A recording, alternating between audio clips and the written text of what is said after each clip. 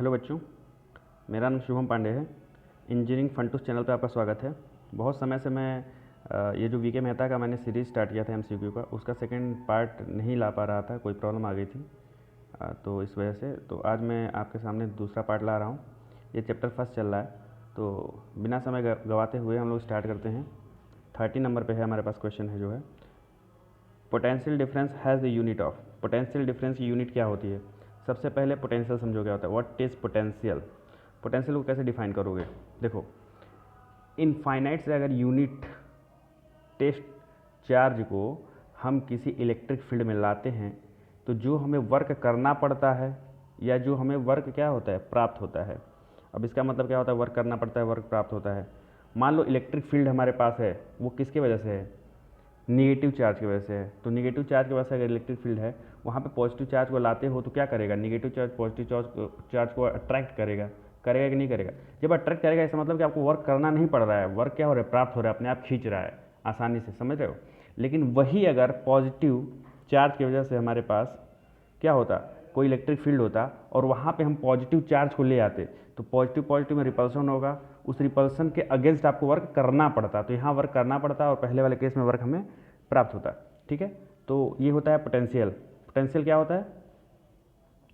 Electric field में किसी unit positive charge को लाने पर जो वर्क करना पड़े या जो वर्क प्राप्त हो उसे पोटेंशियल कहते हैं।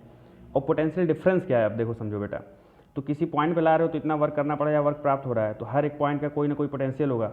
दो पॉइंट के बीच के पोटेंशियल की डिफरेंस को क्या बोलते हैं बेटा? पोटेंशियल डिफरेंस बोलते हैं। ठीक है, तो सबसे बड़ी बात यह है, यहाँ पे समझने की कोशिश ये करते हैं हम लोग कि जो पोटेंशियल डिफरेंस होता है उसकी यूनिट क्या होती है। तो सबसे पहले फॉर्मुलेटिव वे में समझ लो पोटेंशियल डिफरेंस का फॉर्मूला क्या होता है। देखो, पोटेंशियल डिफरेंस बराबर होता है W अपॉन में Q। ठीक, ये हमको ध्यान रखना है। पोटेंशियल डिफरेंस बराबर क्या होता है? W अपॉन में Q। Q से डिवाइड इसलिए कर रहे हैं क्योंकि यूनिट चार्ज चाहिए। क्या चाहिए बेटा हमको? यूनिट चार्ज चाहिए। क्या चाहिए? यूनिट चार्ज, एकांक आवेश। क्या चाहिए? एकांक आवेश, यूनिट चार्ज चाहिए हमको। ठीक है, तो W अपॉन Q का मतलब हुआ जूल पर कूलॉम। तो इसमें कोई ऑप्शन आ रहा है? एनर्जी का जूल होता है, चार्ज का कूलॉम होता है, पावर का क्या होता है? जूल पर सेकेंड। लेकिन जूल पर कूलॉम का कोई ऑप्शन नहीं है, तो हमारे पास चौथा ऑप्शन सही हो जाएगा। आते हैं नेक्स्ट क्वेश्चन पे हम लोग। 14 number, the electric current in a liquid is due to the flow of. Liquid में इलेक्ट्रिक करंट अगर फ्लो हो रही है तो किसके कारण हो रही है बेटा? आओ समझते हैं। हमारे पास कोई लिक्विड है, ठीक है, लिक्विड है, लेट अस सपोज H2O है। क्या है? H2O है। ठीक है, तो H2O में अगर करंट फ्लो होगी तो क्या होगा? देखो, अगर इसमें मैं दो वायर डालता हूँ, ये पॉजिटिव टर्मिनल है, नेगेटिव टर्मिनल है, होगा क्या कि H2O क्या करेगा? आयंस में टूटने लगेगा। क्या करेगा बेटा? H2O आयंस में टूटने लगेगा। तो टूटेगा तो क्या करेगा? देखो, जो H2O है वो आयंस में अगर टूटेगा तो हमारे पास बनेगा H प्लस आयन और प्लस OH माइनस आयन। तो यहाँ पे H2 है तो यहाँ पे 2 लगा देते हैं, तो हमारे पास जो इक्वेशन है बैलेंस हो जा रही है। कहने का मतलब hydrogen plus ion, H plus ion, OH minus ion, तो ये आयंस जो बन रहे हैं इसके वजह से इलेक्ट्रिसिटी फ्लो होगा। मतलब जो पॉजिटिव टर्मिनल होगा उसकी तरफ OH माइनस आयन जाने लगेगा और जो निगेटिव टर्मिनल होगा उसकी तरफ H प्लस आयन जाने लगेगा। समझ में आ रहा है बेटा? तो इस तरीके से क्या होगा? करंट हमारे लिक्विड में फ्लो होने लगेगा। किसकी वजह से? आयंस की वजह से। ऑप्शन है कोई इसमें? Negative and positive ions both. तो ये वाला ऑप्शन हमारे पास हो जाएगा थर्ड ऑप्शन। ठीक है, आई थिंक कि आपको समझ में आ रहा होगा। Electric current is, electric current क्या है? देखो, इलेक्ट्रिक करंट में डायरेक्शन भी होता है, मैग्नीट्यूड भी होता है। तो बेटा आप लोग बोलोगे तो सर ये तो क्या होगा? वेक्टर होगा। तो वेक्टर इसलिए नहीं होगा कि हमारे पास वेक्टर कहने के लिए एक कंडीशन होती है, उसको अगर फॉलो करेगा कोई क्वांटिटी तो हम उसको वेक्टर बोलेंगे। तो इसमें ये होता है वेक्टर सम को फॉलो करना। ठीक है, वेक्टर सम को फॉलो करना। लेकिन इलेक्ट्रिक करंट जो हमारे पास है वो वेक्टर सम को फॉलो नहीं करता है, वेक्टर सम को फॉलो नहीं करता है। कैसे? चलो समझाता हूँ। मान लो हमारे पास कोई पॉइंट है, ठीक है, इस पॉइंट पे इधर से करंट आ रहा है, इधर से करंट आ रहा है, इधर से करंट आ रहा है, और इधर से क्या जा रहा है? आउटवर्ड जा रहा है। यहाँ से I1 आ रहा है, यहाँ से I2, यहाँ से I3 और यहाँ से I जा रहा है। तो हमारे पास ये मिलेगा, हमारे पास जो I होगा, जो जा रहा है वो आने वाले करंट के सम के बराबर होगा। मतलब I1 plus I2 plus I3। ठीक है, ये होगा। तो ये क्या है? नॉर्मल अलजेब्रिक सम हो जा रहा है बेटा, वेक्टर सम नहीं हो रहा है। वेक्टर सम कुछ और तरीके से करते हैं, उसमें एंगल आता है कि किस एंगल पे आ रहा है, उस एंगल पे उसका हम लोग क्या करते हैं, वो एक जो पोर्शन आता है उस डायरेक्शन लेते हैं, फिर उसको सम करते हैं हम लोग। लेकिन इसमें क्या हो रहा है, करंट के केस में ये हो रहा है, इसके पास मैग्नीट्यूड भी है और डायरेक्शन भी है, बट हो ये रहा है कि इसमें ये वेक्टर्स हमको फॉलो नहीं कर रहा है, इसलिए क्या हो जाएगा, वेक्टर नहीं होगा, ये स्केलर क्वांटिटी होगा। ऑप्शन नंबर फर्स्ट हमारे पास सही हो जा रहा है।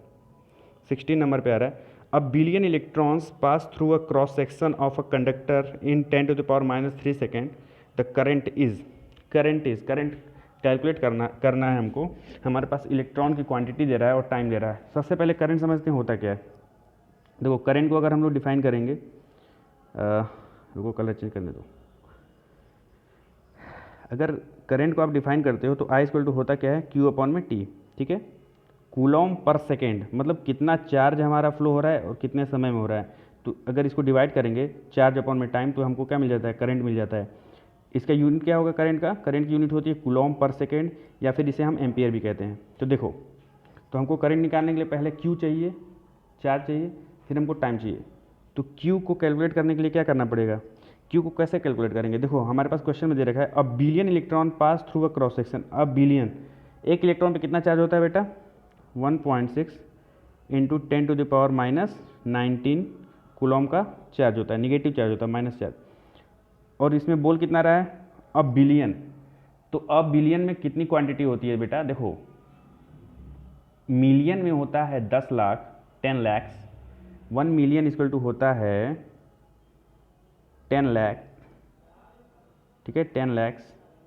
और 1 बिलियन इक्वल टू होता है 1 अरब, ठीक है। या इसको बोल दोगे 10⁻⁹ क्वांटिटी में अगर लिखूंगे, मैग्नीट्यूड में अगर लिखना चाहोगे तो 10⁹ समझ में आ रहा है। तो हम कैसे कैलकुलेट करेंगे बेटा, देखो as equal to total charge, तो एक इलेक्ट्रॉन पे इतना चार्ज होता है 1.6 टू -19, और इसमें बोल रहा है 1 बिलियन, मिलियन होता तो 10⁻6 करते, यहाँ पे है क्या, बिलियन है, मिलियन नहीं, मिलियन होता तो 10⁻6 से मल्टीप्लाई करते, बिलियन है 10⁻9 से मल्टीप्लाई करेंगे, ठीक है बेटा। टाइम कितना दे रहा है, 10⁻³ सेकेंड, तो यहाँ पे 10⁻³ सेकेंड लिखेंगे।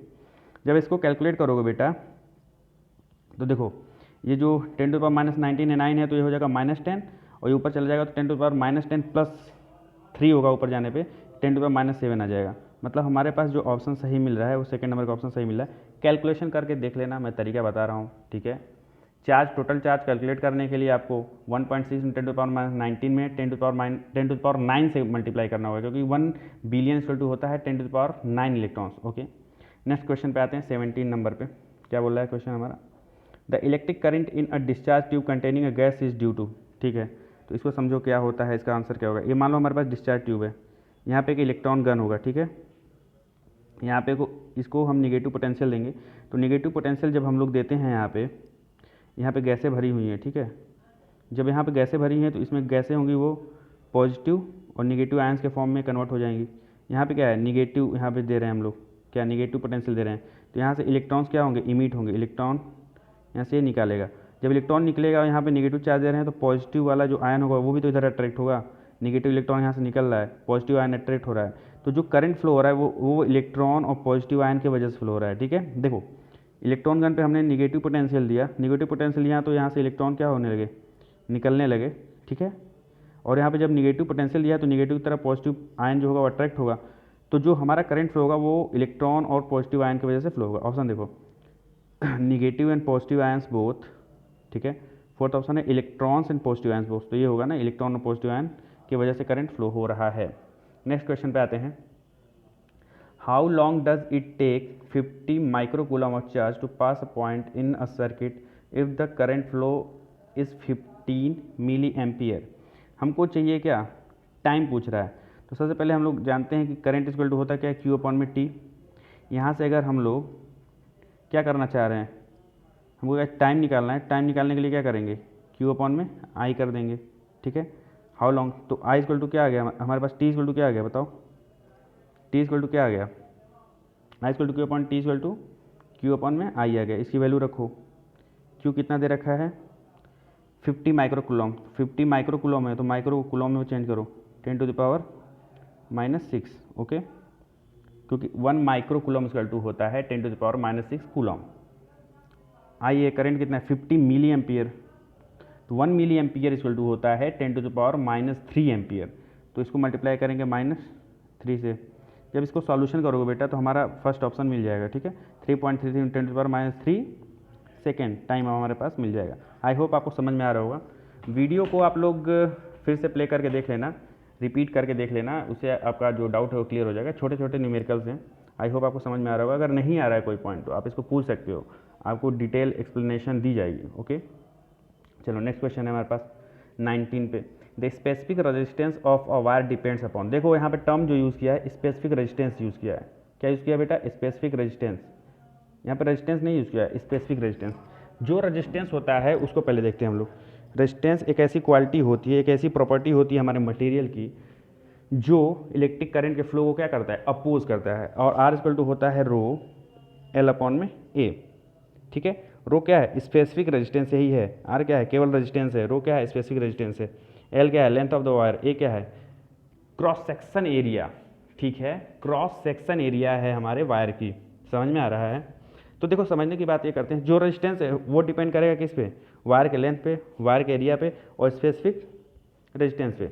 लेकिन जो स्पेसिफिक रेजिस्टेंस है वो क्या लेंथ पे डिपेंड करेगा? नहीं, स्पेसिफिक रेजिस्टेंस लेंथ पे भी डिपेंड नहीं करता है, क्रॉस सेक्शन एरिया पे भी डिपेंड नहीं करेगा। जो हमारा रो है स्पेसिफिक रेजिस्टेंस वो लेंथ पे भी डिपेंड नहीं करेगा, क्रॉस सेक्शन एरिया पे भी डिपेंड नहीं करेगा, ठीक है।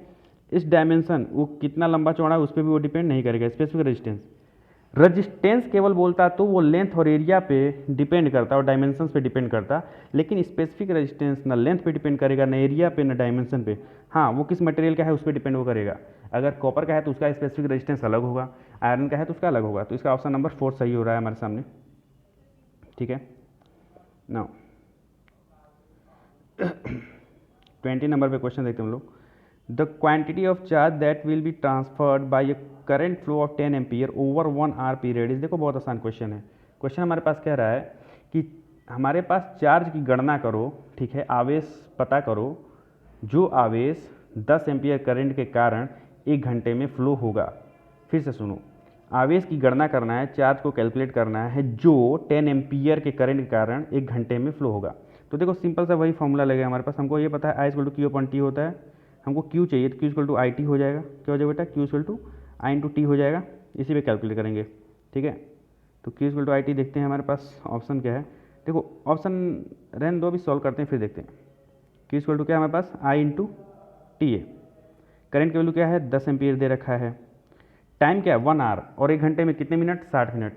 देखो 1 आवर में 60 मिनट और 60 मिनट में कितने सेकेंड? 3600 सेकेंड, क्योंकि 60 सेकेंड होता है 1 मिनट में, तो 60 मिनट में 36 तो सॉरी 3600 हो जाएगा यहाँ पे। इसको जब कैलकुलेट करोगे पॉइंट मिल जाओगे तो 3.6 इंटू 10⁻³ आ जाएगा ऑप्शन हमारा। 3.6 इंटू 10⁻⁴ आ रहा है। कहीं मिस्टेक कर रहे हैं बेटा, देखो 1 आवर है, 10 एम्पियर है, तो 10 को मल्टीप्लाई कर रहे हैं 1 आवर से, 3600 होगा ना? हाँ होगा, 1 2 3 4, ओके ठीक है, सही है। ऑप्शन नंबर हमारा क्या हो जाएगा? Second, right option. चलो, तो ये सावधानी से कैलकुलेशन होना चाहिए, छोटा क्वेश्चन हो बड़ा क्वेश्चन हो, कैलकुलेशन में प्रॉब्लम नहीं आनी चाहिए। 21 नंबर है, 21 नंबर पे है, the resistance of a straight conductor is independent of. पूछ रहा है कि जो रेजिस्टेंस होता है स्ट्रेट कंडक्टर का वो इंडिपेंडेंट होता है, किससे इंडिपेंडेंट होता है? जो रेजिस्टेंस होता है मैंने बताया वो किस पे डिपेंड करेगा? लेंथ पे भी डिपेंड करेगा, एरिया पे भी डिपेंड करेगा, स्पेसिफिक रेजिस्टेंस पे भी डिपेंड करता है वो, ठीक है, समझ में आ रहा है। और क्या टेम्परेचर भी डिपेंड करता है रेजिस्टेंस? तो हाँ याद रखो, जो रेजिस्टेंस होता है वो टेम्परेचर भी डिपेंड करता है। और उसके लिए मैं इक्वेशन आपको दे रहा हूँ, आर टी इक्वल टू होता है R0 into 1 plus alpha T, ठीक है, अल्फ़ा टी, ये क्या है? अल्फ़ा टी है, समझ में आ रहा है। आर टी क्या है? टी टेम्परेचर पे, टी डिग्री सेल्सियस पे रेजिस्टेंस है, ये 0 डिग्री सेल्सियस पे रेजिस्टेंस है R0, 1 plus alpha T, T क्या है? टेम्परेचर है जिस पे हमको चाहिए, अल्फ़ा क्या है? रेजिस्टेंस कोफिशिएंट है। ये पॉजिटिव रेजिस्टेंस कोफिशिएंट इसलिए लिए हैं क्योंकि कंडक्टर के लिए जब भी हम रेजिस्टेंस कोफिशिएंट लेते हैं पॉजिटिव लेते हैं, क्योंकि जैसे जैसे टेम्परेचर बढ़ता है हमारे कंडक्टर का रेजिस्टेंस भी बेटा बढ़ता जाता है, इसलिए यहाँ पे पॉजिटिव टेम्परेचर कोफिशिएंट हम ले रहे हैं, ठीक है। तो हाँ, तो हमने देखा कि जो रेजिस्टेंस होता है वो लेंथ पे, एरिया पे डिपेंड करता है, क्रॉस सेक्शन पे भी डिपेंड कर रहा है, टेम्परेचर पे भी डिपेंड कर रहा है। क्या शेप ऑफ मटेरियल पे डिपेंड करेगा? नहीं, मटेरियल पे डिपेंड नहीं करेगा। वो क्या होगा? मटेरियल से इंडिपेंडेंट होगा। सॉरी रुको समझने दो। टेम्परेचर पे डिपेंड तो करता है, shape of cross section area पे भी डिपेंड करेगा, मटेरियल पे भी जो रेजिस्टेंस है वो डिपेंड तो करता ही करता है, इसलिए कि शेप ऑफ जो क्रॉस सेक्शन होता है इस पर डिपेंड वो नहीं करता है। तो ऑप्शन हमारा क्या हो जाएगा? 4 नंबर पे सही हो जाएगा। Shape of the cross section इस पर डिपेंड नहीं करता है रेजिस्टेंस, ठीक है, केवल एरिया पे डिपेंड करता है, एरिया जो होगा उस पर। नाउ नेक्स्ट क्वेश्चन पे आते हैं, 22 नंबर पे आते हैं हम लोग। A length of wire has a resistance of 6 ओम, ठीक है, दे रखा है कि ये लेंथ ऑफ वायर जो है वो 6 ओम रेजिस्टेंस है उसके पास। The resistance of a wire of the same material 3 times as long and twice the cross section area. कह रहा है अगर उसी मटेरियल के लेंथ को हम लोग क्या कर दें, 3 गुना कर दें और उसके क्रॉस सेक्शन को 2 गुना कर दें, तो बताओ नया रेजिस्टेंस क्या होगा? तो हमें पता है कि जो रेजिस्टेंस होता है वो इक्वल टू होता है रो एल अपॉन में ए, मतलब लेंथ के डायरेक्टली प्रोपोर्शनल, एरिया के इन्वर्सली प्रोपोर्शनल। लेंथ जितना जिस हिसाब से बढ़ाएंगे उसी हिसाब से रेजिस्टेंस बढ़ेगा, एरिया जिस हिसाब से बढ़ाएंगे उसी हिसाब से रेजिस्टेंस घटेगा, क्योंकि जो रेजिस्टेंस है वो एरिया के इनडायरेक्टली प्रोपोर्शनल है। इनडायरेक्टली प्रोपोर्शनल का मतलब होता है, इन्वर्सली प्रोपोर्शनल का मतलब ये होता है एरिया बढ़ाऊंगा तो रेजिस्टेंस क्या होगा? घटेगा। तो देखो बेटा क्या होगा, देखो पहले 6 ओम था, लेंथ को कितना किया हमने? 3 टाइम्स किया, तो रेजिस्टेंस भी 3 टाइम्स हो जाएगा, क्योंकि जैसे जैसे लेंथ बढ़ाएंगे वैसे उसी हिसाब से रेजिस्टेंस भी बढ़ेगा। लेकिन साथ ही क्या कर रहे हैं, एरिया को क्या कर रहे हैं हम लोग? एरिया को ट्वाइस कर रहे हैं। जब एरिया को ट्वाइस करेंगे तो क्या होगा? एरिया डबल कर रहे हो तो रेजिस्टेंस क्या होगा? घटेगा, क्योंकि एरिया और रेजिस्टेंस में जो रिलेशन होता है उल्टा होता है। एरिया बढ़ाओगे रेजिस्टेंस घटेगा, मतलब इसको डिवाइड कर देंगे 2 से। जब इसको सॉल्व करोगे 2 3 जा 6, 3 3 जा 9, आंसर हमारे पास आ जाएगा 9 ओम। क्या जाएगा बेटा? 9 ओम आंसर हमारे पास आ गया। 23 नंबर पे क्वेश्चन है, the drift velocity of free electrons is of the order of. Drift velocity आ गया यहाँ पे, इसको समझने की कोशिश करो। 2 टाइप की वेलोसिटी होती है हमारे कंडक्टर में, drift velocity and diffusion velocity. Drift velocity क्या होता है, डिफ्यूजन वेलोसिटी क्या होता है, समझो। देखो हमारे कंडक्टर में फ्री इलेक्ट्रॉन्स होते हैं, तो फ्री इलेक्ट्रॉन्स रैंडम मोशन करते रहते हैं, ठीक है। तो कुछ ऐसा क्षण आता है जिसमें क्या होता है, एक पोर्शन में इलेक्ट्रॉन की डेंसिटी ज़्यादा हो जाती है, एक पोर्शन में इलेक्ट्रॉन की डेंसिटी कम हो जाती है। उस समय क्या होता है, जहाँ पे डेंसिटी इलेक्ट्रॉन की ज़्यादा होती है वहाँ से बहुत तेज़ी से इलेक्ट्रॉन जो है कम डेंसिटी की तरफ क्या करते हैं, अंदर ही फ्लो करते हैं, मतलब किसी कंडक्टर के अंदर ही फ्लो करते हैं। कहाँ से? हायर डेंसिटी से लोअर डेंसिटी की तरफ। तो इस तरीके से फ्लो करते हैं तो उसकी वेलोसिटी बहुत ज़्यादा होती है। इलेक्ट्रॉन रश करते हैं कम डेंसिटी की तरफ तो उसकी वेलोसिटी ज़्यादा होती है। उस तरीके की वेलोसिटी को क्या बोलते हैं हम लोग? डिफ्यूजन वेलोसिटी कहते हैं। डिफ्यूजन इसलिए कहते हैं क्योंकि क्या होता है, जो हायर इलेक्ट्रॉन है हाई डेंसिटी वाले वो डिफ्यूज कर रहे हैं लोअर डेंसिटी की तरफ। लेकिन जो ड्रिफ्ट वेलोसिटी है वो ऐसा होता है कि जब हम किसी कंडक्टर के अक्रॉस पोटेंशियल डिफरेंस, समझ में आ रहा है, पोटेंशियल डिफरेंस अप्लाई करते हैं तो क्या होता है, जो हमारे इलेक्ट्रॉन होते हैं वो अलाइंड हो जाते हैं, एक पर्टिकुलर डायरेक्शन में फ्लो करने लगते हैं। तो ये जो वेलोसिटी होती है ड्रिफ्ट वेलोसिटी वो बहुत कम होती है, और वो क्या होता है, वो एक्सटर्नल अप्लाइड वोल्टेज के कारण हमारे पास मिलती है। तो एक चीज़ इंपॉर्टेंट ध्यान रखने वाली बात होती है कि diffusion velocity is much much greater than drift velocity, ठीक है। और इसमें क्वेश्चन में बोला है कि ड्रिफ्ट वेलोसिटी किस ऑर्डर का होता है, तो ये याद रखने वाली चीज़ है। जो ड्रिफ्ट वेलोसिटी हमारे पास होता है 10⁻⁻5 मीटर पर सेकेंड के ऑर्डर का होता है। नेक्स्ट क्वेश्चन 24 पे, conductivity is the reciprocal of. देखो कंडक्टिविटी दे रखा है, एक कंडक्टेंस होता है, तो कंडक्टेंस जो होता है वो रेजिस्टेंस का रेसिप्रोकल होता है। उसी प्रकार से कंडक्टिविटी जो होती है वो रेजिस्टिविटी की रेसिप्रोकल होती है, ठीक है। आई होप आपको समझ में आ रहा होगा। तो इसका ऑप्शन नंबर 3 सही होगा हमारे पास। नेक्स्ट क्वेश्चन है 25 पे, the specific resistance of a metallic conductor with rise in temperature. तो पूछ रहा है कि जो स्पेसिफिक रेजिस्टेंस है किसी मेटेलिक कंडक्टर का वो टेम्परेचर को बढ़ाने के साथ साथ क्या होगा। देखो 2 चीज़ें हैं। देखो जो रजिस्टिविटी है या रजिस्टिविटी को क्या बोलते हैं हम लोग, स्पेसिफिक रेजिस्टेंस भी बोलते हैं। स्पेसिफिक रेजिस्टेंस बोलो या रजिस्टिविटी बोलो, दोनों एक ही बात है। तो जो स्पेसिफिक रेजिस्टेंस है या रजिस्टिविटी है वो टेम्परेचर के साथ वेरी करेगा, और रेजिस्टेंस भी टेम्परेचर के साथ वेरी करता है, समझ में आया। रेजिस्टेंस भी टेम्परेचर के साथ वेरी करेगा, स्पेसिफिक रजिस्टिविटी भी टेम्परेचर के साथ वेरी करेगा। लेकिन अगर एरिया और लेंथ की बात हो तो एरिया लेंथ घटाने बढ़ाने पर केवल रेजिस्टेंस घटता बढ़ता है, लेकिन स्पेसिफिक रेजिस्टिविटी नहीं घटती बढ़ती है, यानी स्पेसिफिक रेजिस्टेंस नहीं घटता बढ़ता है, रेजिस्टिविटी घटती बढ़ती नहीं है। किसके साथ? एरिया और लेंथ के वेरिएशन के साथ। ये चीज़ ध्यान रखने वाली बात है। तो बोल रहा है कि specific resistance of a metallic conductor with rise in temperature. एक मेटेलिक कंडक्टर अगर होगा और उसमें टेम्परेचर को इंक्रीज करेंगे तो जो स्पेसिफिक रेजिस्टिविटी होती है वो भी बढ़ेगी। ठीक है, तो याद रखने वाली बात है, specific resistivity will increase with rise in temperature. Next question है 26 पे।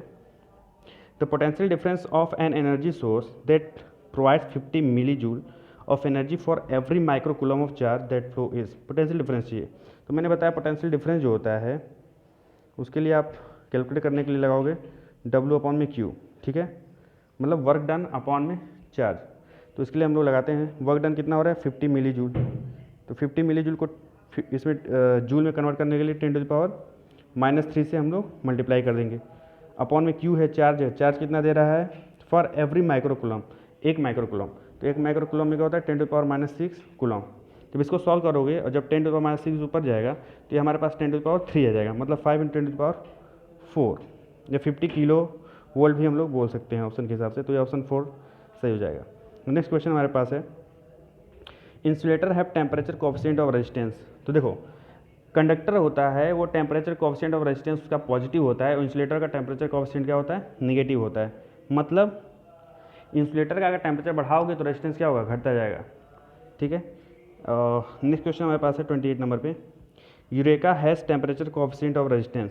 देखो यूरेका एक हमारे पास रेजिस्टेंस मटेरियल है और हम लोग रेजिस्टेंस बनाने के लिए, प्रतिरोध बनाने के लिए जो एक रेजिस्टेंस बनाते हैं हम लोग, एक डिवाइस डिज़ाइन करते हैं कि मतलब एलिमेंट है उसको डिज़ाइन करते हैं, तो इसको इस हिसाब से डिज़ाइन करते हैं, उस मटेरियल का यूज़ करते हैं जिसमें टेम्परेचर का कम से कम प्रभाव पड़े। टेम्परेचर कम प्रभाव इसलिए पड़े क्योंकि हम लोग अगर डिवाइस में अपने यूज करेंगे रेजिस्टेंस को, इस एलिमेंट को, और टेम्परेचर बढ़ने के साथ इसकी वैल्यू घटेगी बढ़ेगी तो हमारा जो डिवाइस होगा फॉल्टी रीडिंग देगा। ठीक है, सही से काम नहीं करेगा। और इसके लिए यूरेका बहुत अच्छा मटेरियल होता है। ये टेम्परेचर राइज के साथ रेजिस्टेंस वेरिएशन बहुत ही कम शो करता है, ऑलमोस्ट 0 वेरिएशन शो करता है। आई होप आपको ये वीडियो अच्छी लगी। कोई भी कन्फ्यूज़न होगा तो आप लोग कमेंट सेक्शन में लिख सकते हो, और अगर किसी सेक्शन को आप लोग पढ़ना चाहते हो मुझसे तो वो भी कमेंट कर सकते हो। घर पे रहो, अच्छे से रहो, हेल्दी तरीके से रहो, मम्मी पापा का ध्यान रखो और जीवन में लाइफ में एक टारगेट फिक्स करके चलो। Okay, good bye.